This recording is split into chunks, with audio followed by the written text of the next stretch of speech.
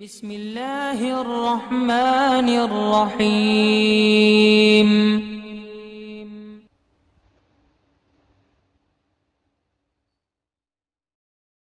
وعلیکم السلام ورحمۃ اللہ۔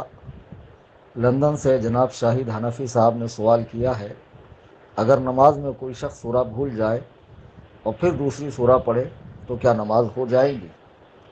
سوال آپ کا صاف نہیں ہے، لیکن جہاں تک میری سمجھ میں آیا ہے اس مطابق میں جواب دیتا ہوں اور اس کی کچھ تفصیل بھی عرض کرتا ہوں۔ مثلا ایک شخص نے سورۃ الفاتحہ کے بعد کوئی سورہ شروع کی اور پھر آگے کا اسے یاد نہیں آ رہا ہے، بھول رہا ہو، تو فوراً دوسری سورہ شروع کر لے، دیر نہ کرے۔ تو فوراً اگر دوسری سورہ شروع کی تو نماز ہو گئی، سجدہ سہو کی ضرورت نہیں ہے۔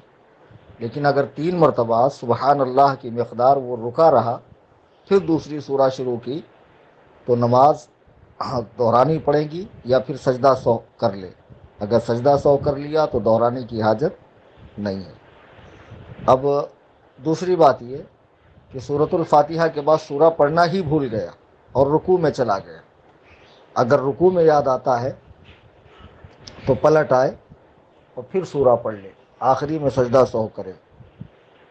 یا پھر تیسری صورت یہ کہ 3 رکعت والی نماز تھی یا 4 رکعت والی نماز تھی، تو پہلی کسی رکعت میں یا دوسری رکعت میں سورہ پڑھنا بھول گیا۔